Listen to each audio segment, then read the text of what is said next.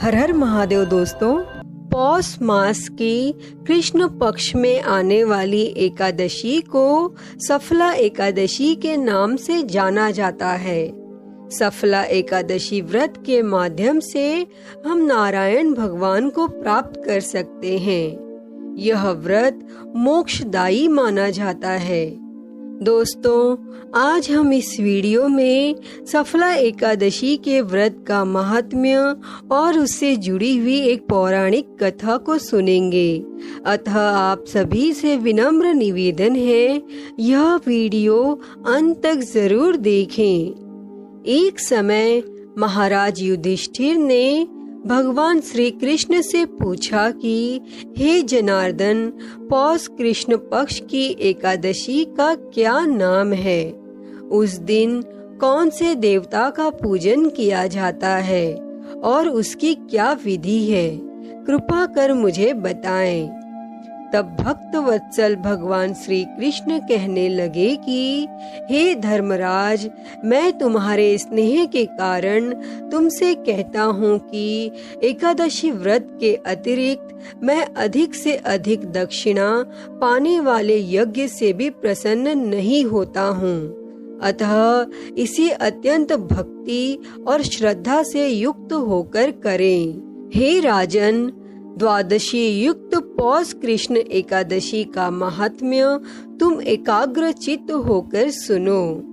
इस एकादशी का नाम सफला एकादशी है। इस एकादशी के देवता श्री नारायण भगवान हैं। विधि पूर्वक इस व्रत को करना चाहिए। और जिस प्रकार नागों में शेषनाग, पक्षियों में गरुड़ और सब ग्रहों में चंद्रमा तथा यज्ञों में अश्वमेघ और देवताओं में भगवान विष्णु श्रेष्ठ हैं, उसी तरह सब व्रतों में एकादशी का व्रत श्रेष्ठ है। जो मनुष्य सदैव एकादशी का व्रत करते हैं वे मुझे परम प्रिय हैं। अब इस व्रत की विधि मैं तुमसे कहता हूँ। मेरी पूजा के लिए ऋतु के अनुकूल फल, नारियल, नींबू, नैवेद्य आदि 16 वस्तुओं का संग्रह करें और इस सामग्री से मेरी पूजा करने के बाद रात्रि जागरण करें और इस एकादशी के व्रत के समान यज्ञ, तीर्थ, दान, तप तथा और कोई दूसरा व्रत नहीं है। 5000 वर्ष तप करने से जो फल मिलता है उससे भी अधिक फल सफला एकादशी का व्रत करने से मिलता है। हे राजन, अब आप इस एकादशी की कथा को सुनिए। चंपावती नगरी में एक महिष्मान नाम का राजा राज्य करता था। उसके 4 पुत्र थे। उन सब में लुम्पक नाम वाला बड़ा राजपुत्र महापापी था। वह पापी सदा पर स्त्री और वैश्यागमन तथा दूसरे बुरे कामों में अपने पिता का धन नष्ट किया करता था। सदैव ही देवता, ब्राह्मण और वैष्णवों की निंदा किया करता था। और जब राजा को अपने बड़े पुत्र के ऐसे कुकर्मों का पता चला तो उन्होंने उसे अपने राज्य से निकाल दिया। और तब वह विचारने लगा कि अब मैं कहाँ जाऊं और क्या करूं। और अंत में उसने चोरी करने का निश्चय किया। दिन में वह वन में रहता और रात्रि को अपने पिता की नगरी में चोरी करता तथा प्रजा को तंग करने और उन्हें मारने का कुकर्म करता। और कुछ समय पश्चात सारी नगरी भयभीत हो गई और वह वन में रहकर पशु आदि को मारकर खाने लगा। नागरिक और राज्य के कर्मचारी उसे पकड़ लेते, किंतु राजा के भय से छोड़ देते। वन में एक अति प्राचीन विशाल पीपल का वृक्ष था। लोग उसकी भगवान के समान पूजा करते थे और उसी वृक्ष के नीचे वह महापापी लुम्पक रहा करता था। इस वन को लोग देवताओं की क्रीड़ा स्थली मानते थे। और कुछ समय पश्चात पौष कृष्ण पक्ष की दशमी के दिन वह वस्त्रहीन होने के कारण शीत के चलते सारी रात्रि सो नहीं सका और उसके हाथ पैर अकड़ गए और सूर्योदय होते होते वह मूर्छित हो गया। और दूसरे दिन एकादशी को मध्याह्न के समय सूर्य की गर्मी पाकर उसकी मूर्छा दूर हुई और गिरता पड़ता वह भोजन की तलाश में निकला और पशुओं को मारने में वह समर्थ नहीं था। अतः पेड़ों के नीचे गिरे हुए फल उठाकर वापस उसी पीपल के वृक्ष के नीचे आ गया।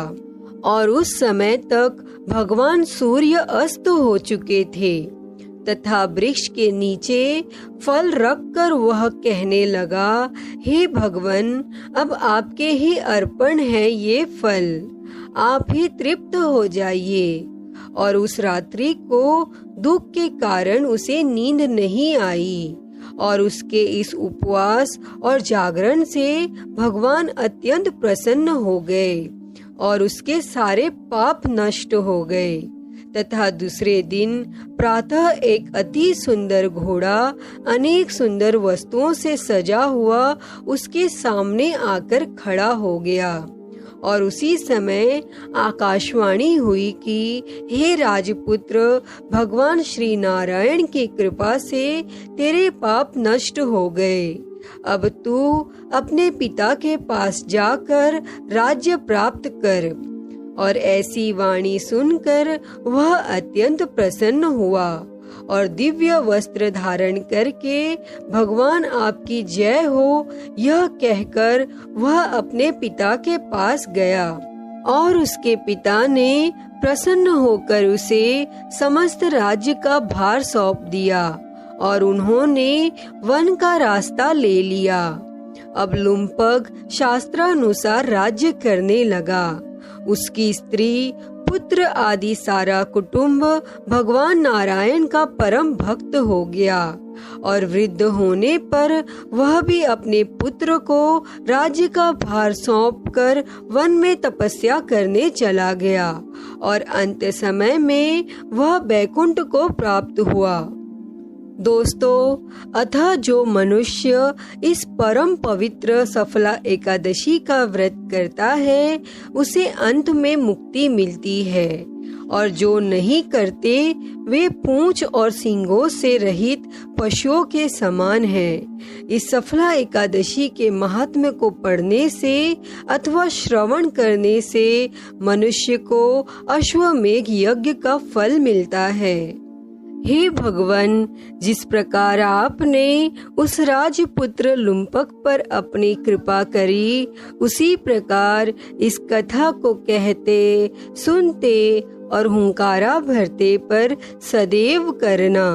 तो सभी मिलकर बोलिए, श्री हरि भगवान विष्णु की जय।